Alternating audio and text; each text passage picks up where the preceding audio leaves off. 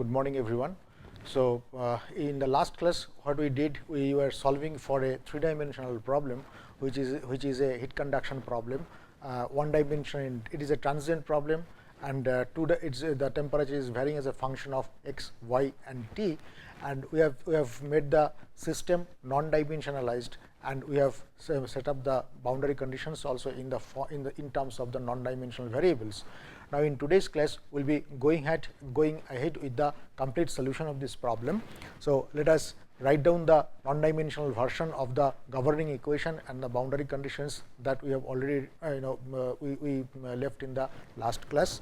So, del theta del tau is equal to del square theta del x square plus k square del square theta del y square, where k is equal to a by b, and a is the length in the x direction.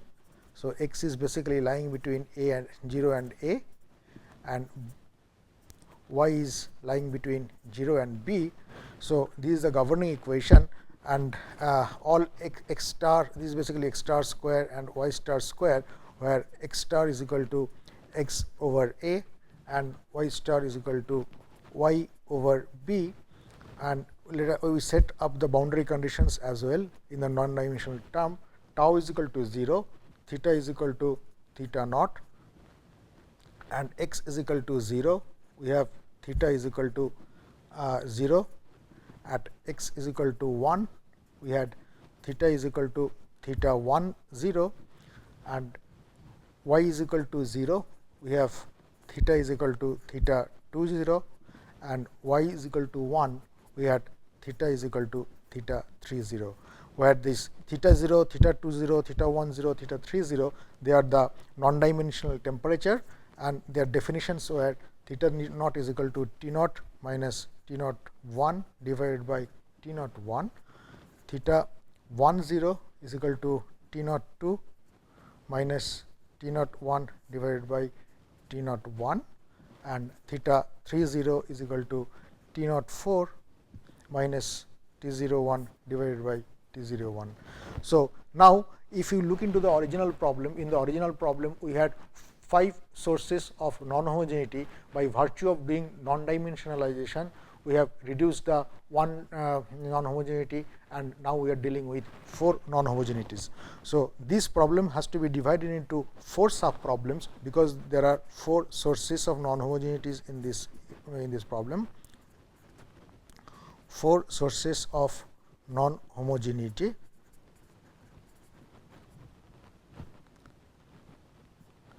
Therefore, theta has to be broken down into 4 sub-problem: theta 1 plus theta 2 plus theta 3 plus theta 4, and then each such sub-problem will be considering one non-homogeneity at a time. So, each sub-problem we consider one non-homogeneity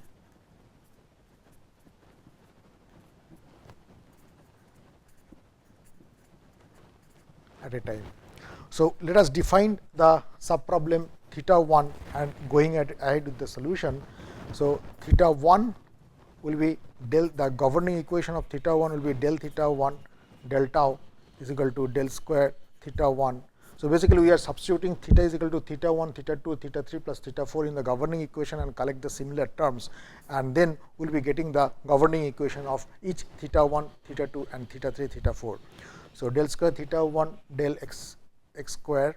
So, now I write x star and y star as x and y, they are the non-dimensional variable. K square del square theta 1 del y square. So, I just substitute x star by x and y star by y, understanding that now x and y will be representing the non-dimensional variables x by a and y by b. So, the initial condition will be tau is equal to 0, theta 1 is equal to theta naught. At x is equal to 0 and 1, my theta 1 is equal to 0, and at y is equal to 0 and 1, my theta 1 is equal to 0. So, So in this sub problem theta 1, we have kept non-homogeneity in the initial condition intact, forcing the other non-homogeneities on the other boundaries to be equal to be 0. We will force them to be homogeneous. So therefore, this is a well-posed problem. This is a well-posed problem, a parabolic one and 3-dimensional. Okay. So we go ahead with the separation of variable type of solution. So theta 1 is equal to function of time multiplied by function of x function of y. So therefore, if I substitute in the governing equation, this becomes x y dt d tau is equal to t y d square x dx square plus t x k square d square y dy square. So I divide by t x and y. So what we will be getting is 1 over t dt d tau is equal to 1 over x d square x dx square plus k square by y d square y dy square. Okay. So this left hand side is a function of time only, the right hand side is a function of space. They are equal to some constant. This constant has to be a negative constant in order to have a non-trivial solution. So now let us look into the spatial varying part. So 1 over x d square x dx square plus k square by y d square y dy square is equal to minus lambda square. Now we see that the boundary conditions in x directions are homogeneous, boundary conditions in the y direction are homogeneous. So we will be having standard eigenvalue problem, independent eigenvalue problem in both x direction and y direction. So now let us solve the x varying part and y varying part. So d square x 1 over x dx square is equal to minus lambda square minus k square by y d square y dy square, and this will be again this will be a function of x, this is a function of y alone. They are equal, they will be equal to some constant. In order to have a non-trivial solution, this has to be a negative constant, and we formulate the standard eigenvalue problem in the x direction. And the boundary conditions of the original problem in the x direction has to be satisfied by this part. So therefore, at x is equal to 0 and 1, we have capital X is equal to 0. So therefore, we know the solution of this alpha n is equal to n pi at the eigenvalues, where n is equal to 1, 2, 3 up to infinity, and x n is equal to c 1 sin n pi x at the eigenfunctions. So these are the eigenfunctions. These are the eigenvalues. Now let us look into the y varying part. Minus lambda square minus k square divided by y d square y dy square is equal to minus alpha square. So k square over y d square y dy square will be nothing but minus lambda square plus alpha square, and we write d square y dy square is equal to minus lambda square minus alpha square over k square y. So this we call this constant. So we is equal to beta square. So we write it as d square y dy square plus beta square y is equal to 0, where beta square is equal to lambda square minus alpha square by kappa square. So I can get lambda square is equal to alpha square plus beta square kappa square, and at y is equal to 0 and 1,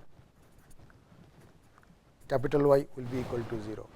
So This will be the eigenvalue problem in the y direction, where lambda square is equal to alpha square plus beta square kappa square, and we know the solution of this. Since it is an independent eigenvalue problem, eigenvalues are beta m is equal to n pi m pi. This m index m is for the independent eigenvalue problem in this particular case. This will be from 1, 2, 3 up to infinity, and eigenfunctions are the sine functions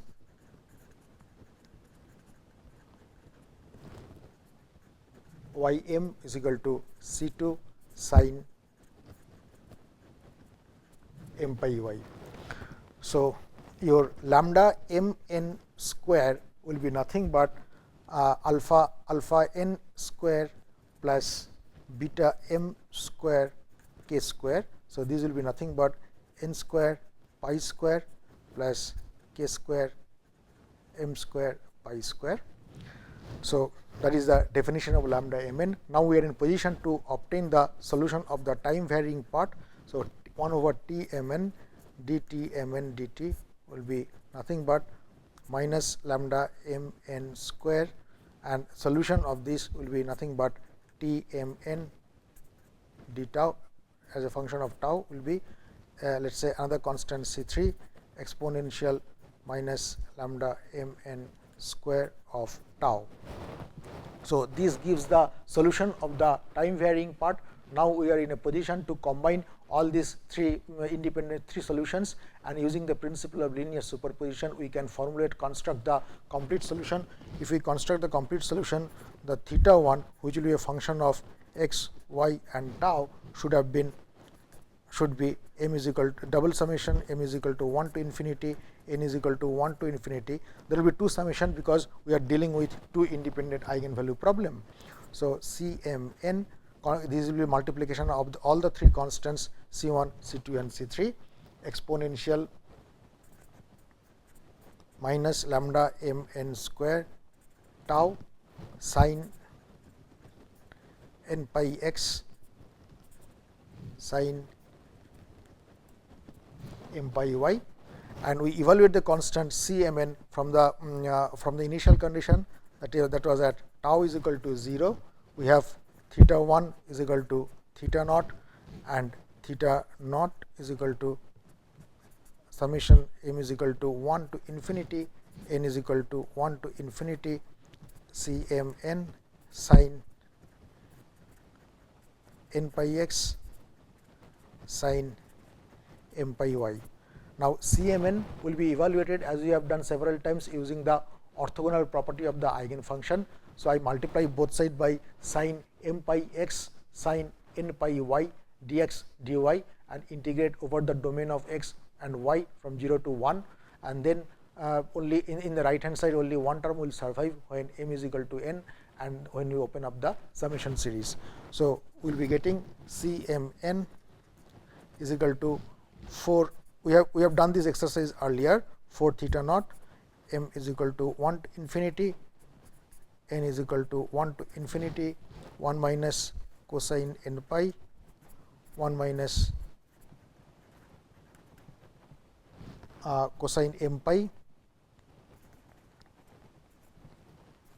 1 minus cosine m pi divided by m n pi square multiplied by exponential minus lambda m n square tau sine n pi x sine m pi y. So, that gives the complete solution. So, C m n will be substituted here, and that will be giving the complete solution of theta 1 part of the sub problem theta 1 out of 4 sub problems that we have defined earlier. Now, we will be looking into the second sub problem theta 2 and see how this solution will be evolving out. So, for theta 2, let us write down the governing equation. the governing equation is obtained when we substitute theta is equal to theta 1 plus theta 2 plus theta 3 plus theta 4 in the governing equation, and then we collect the equivalent terms in terms of all the terms, collect the terms for theta 1, collect the terms for theta 2, collect the terms for theta 3 and theta 4. So therefore, we will be able to formulate the governing equation of all the 4 sub problems theta 1 to theta 4. So for theta 2, this will be del theta 2 del tau will be is equal to del square theta 2 del x square plus k square del square theta 2 del y square. So at tau is equal to 0, theta 2 is equal to 0. I force this non-homogeneity to vanish in this particular problem. At x is equal to 0, theta 2 is equal to 0. At x is equal to 1, my theta was equal to theta 1. So we force all the non-homogenities. So y is equal to 0 and 1, theta is equal to theta 2 is equal to 0. So we force all the non-homogenities to vanish in this particular sub problem, and keeping the non-homogeneity at x is equal to 1, theta 2 is equal to theta 1 naught. So in this sub problem, we will be keeping one non-homogeneity in one of the boundary conditions at x is equal to 1. So since this in this particular sub problem, it will be having a 0 initial condition, we have to divide this sub problem into 2 sub parts. One will be time dependent, another will be time independent. So let us do that. So theta 2 will be further divided into 2 sub parts. One will be theta 2 steady state, which will be function of x and y only, and another will be theta 2 tau, which will be function of x, y and tau all. So next will be what we will be doing. So this is a mother problem for this sub problem. So therefore, we are substituting this expression into the governing equation and then collect the similar terms and formulate the governing equation of theta 2 s and theta 2 t. If we do that, we substitute it over there. This will be a function of space only. So therefore, derivative with respect to tau will be equal to 0. So left hand side we will be getting only del theta 2 tau del tau, and in the right hand side we will be getting d square del square theta 2 s del x square plus del square theta 2 s del y square plus kappa square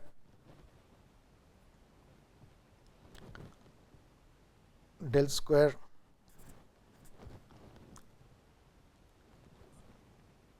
so there will be del theta tau theta 2 tau and kappa square del square theta 2 s del y square plus k square del square theta 2 tau del y square. Then I collect the similar terms and formulate the governing equation of you collect similar terms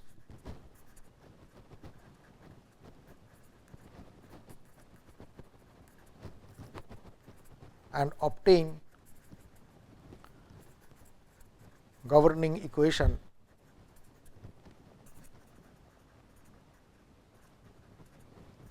for theta 2 s and theta 2 tau. So if you do that, the governing equation of theta 2 s will be nothing but del square theta 2 s del x square plus k square del square theta 2 s del y square is equal to 0, and I will associate. So this is the steady state part, and then we will be formulating the governing equation of theta 2 tau as well. So if you do that, then it becomes del theta 2 tau del tau is equal to del square theta 2 tau del x square plus k square del square theta 2 tau del y square. Now we associate the non-homogeneous boundary condition of the original problem along with the special varying parts, forcing the boundary condition of the time varying part to be homogeneous. If you do that, and as we have done earlier, x is equal to 0, theta 2 s is equal to 0.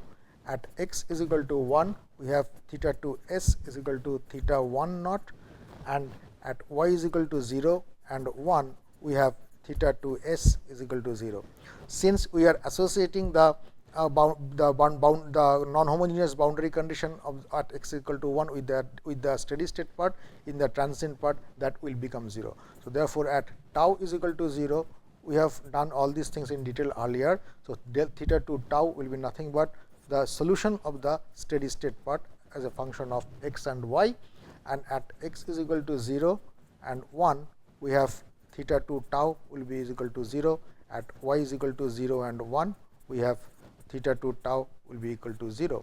So, therefore, we will be having a standard eigenvalue problem in the x direction as well as in the y direction. These two are independent eigenvalue problem, and we will be having a non-zero initial condition in this particular case. So, this will be a well posed problem. So, this is definitely a well posed problem, and will be now in the steady state part, the solution of the steady state will be with a negative sign will become the initial condition of the transient part, but the steady state part itself is a partial differential equation, and if you examine this equation is nothing but an elliptical partial differential equation. Now, we have already seen the solution of this. Let us go ahead with a separation of variable type of solution. So, theta 2 s will be a product of function of x only and function of y only. So, if you put into the governing equation and separate out the variables, then this becomes 1 over x d square x dx square plus k square by y d square y dy square is equal to 0. So, we will be and please note that only in the y direction in this sub problem the boundary conditions are homogeneous, not in x direction. So, therefore, we will be having a standard eigenvalue problem in the y direction for the elliptical partial differential equation, not in x direction. So, we will be formulating a standard eigenvalue problem or Sturm-Liouville value problem in the y direction only. So, let us do that. So, kappa k square y by y d square y dy square will be equal to minus 1 over x d square x dx square is equal to minus lambda square in order to have a non-trivial solution. So, if you do that, you will be formulating the standard eigenvalue problem in the y direction, plus lambda square over k square times y is equal to 0. We put lambda prime is equal to lambda by k. So, this becomes d square y dy square plus lambda prime square times y is equal to 0, subject to boundary condition at y is equal to 0 and 1, capital Y is equal to 0. So, non-homogeneous boundary conditions at y is equal to 0 and y is equal to 1, and we all know about the solution of this particular problem. It will be the eigenvalues will be n pi and the eigenfunctions will be sin n pi. So, therefore, the eigenvalues will be lambda prime is equal to n pi, where the index n runs from 1, 2, 3 up to infinity, and eigenfunction will be C1 sin n pi x. Now, let us formulate the governing let us look into the rest of the problem, x varying part. So, 1 over x d square x n, let us put corresponding to nth eigenvalue dx square minus lambda n square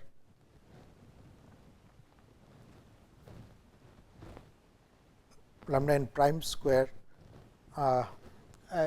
x n will be equal to 0.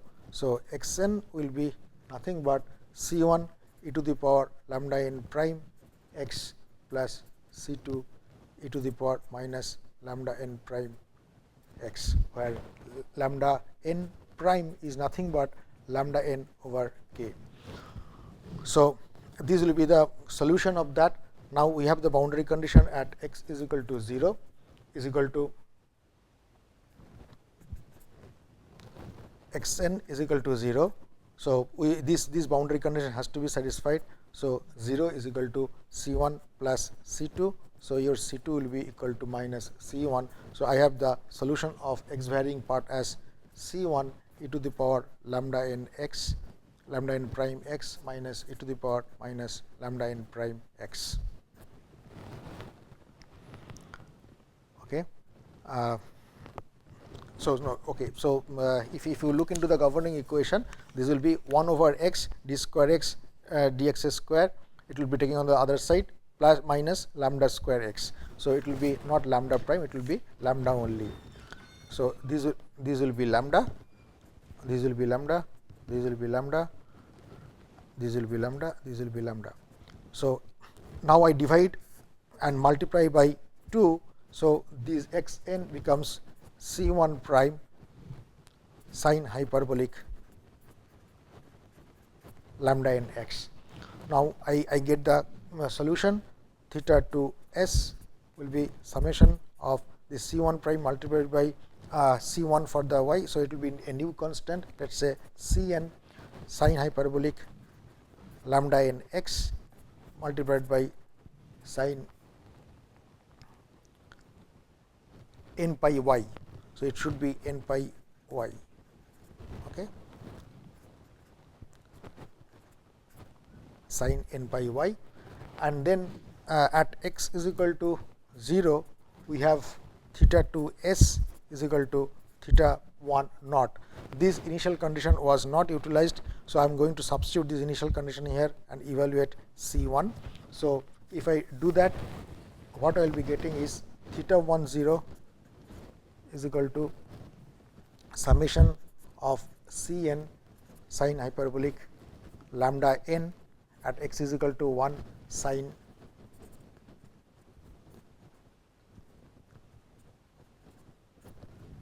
n pi y. Okay. So, I multiply, I use the orthogonal property of the sine function and evaluate. So, theta 1 0. So, Cn will be nothing but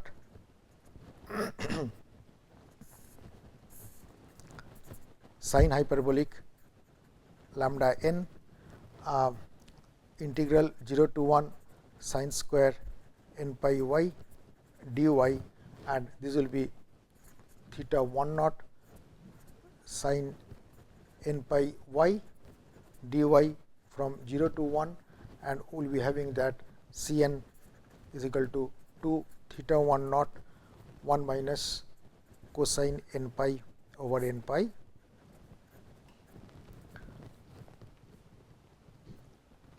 and this will be half.